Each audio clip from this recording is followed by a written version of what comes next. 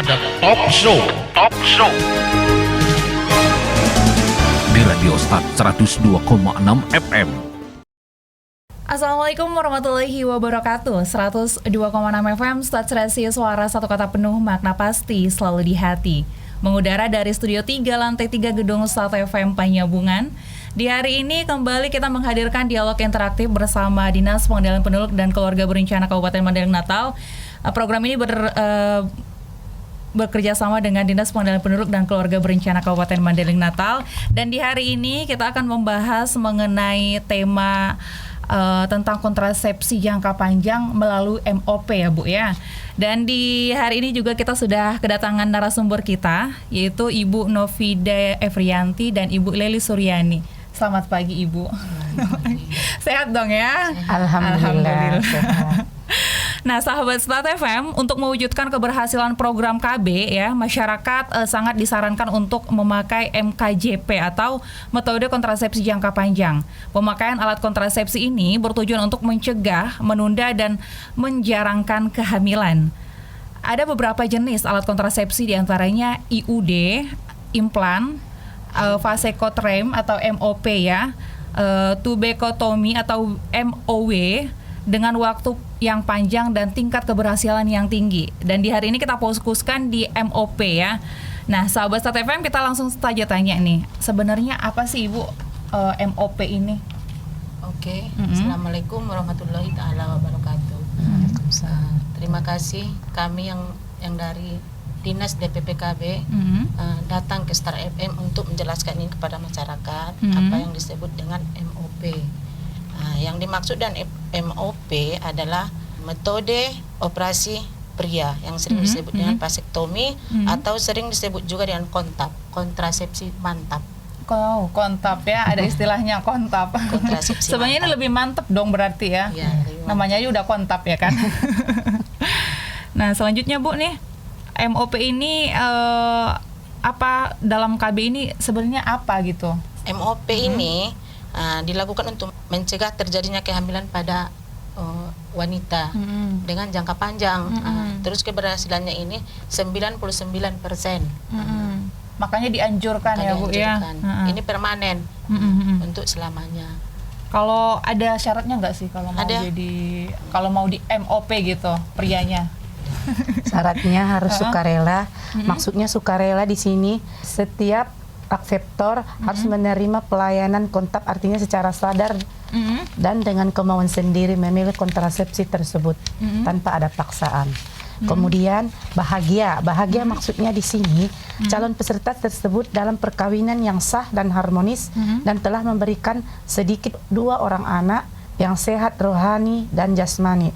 Bila hanya memiliki 2 orang anak, maka anak yang terkecil paling sedikit umurnya 2 tahun, kemudian istri paling muda sekitar 25 tahun.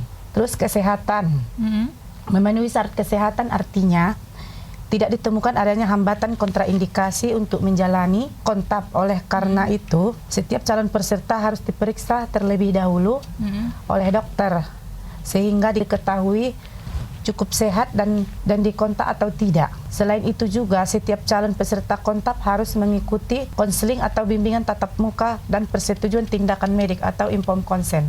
Jadi ada beberapa tahap ya yang harus dilakukan kalau mau MOP gitu. Harus memenuhi syarat-syarat tersebut, baik jasmani, rohaninya, serta tidak ada unsur paksaan dari pihak manapun. Biar nggak ada tuntutan ya kan. Jadi harus dibicarakan sebaik-baik mungkin karena ini jangka panjang selamanya kan. Iya, selamanya nggak akan mungkin lagi dia punya anak. Nggak akan mungkin bisa lagi punya anak dianya si pria ya. Ini untuk pria untuk nih. Untuk pria ini ceritanya. Ada keuntungannya nggak nih Bu kalau MOP gitu? Keuntungannya secara MOP ini dibandingkan dengan kontrasepsi lain lebih aman karena keluhan lebih sedikit dibandingkan dengan cara kontrasepsi lain.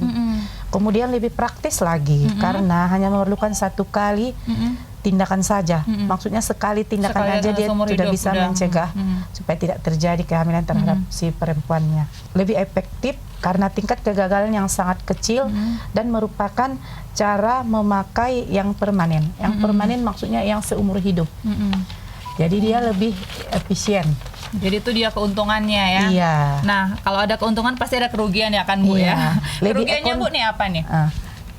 kerugiannya tidak dapat dilakukan pada orang yang masih ingin memiliki anak. Itu kerugiannya. Karena di samping dia kalau ingin mempunyai anak, nggak mungkin kita pasang MOV, kita operasi pria, kan nggak mungkin. Jadi tidak dilakukan pada orang yang masih ingin memiliki keturunan. Itu aja apanya. Jadi sepakat lah antara kedua belah pihak kalau memang udah nggak mau lagi. Iya. Mending MOP aja. Sudah merencanakan tidak mempunyai anak lagi, tidak mempunyai keturunan lagi, bisa memakai alat kontrasepsi MOP. Tapi nggak mahal dong? Enggak mahal. Enggak, gratis lagi. Oh gratis? Iya. Oh gratis ya.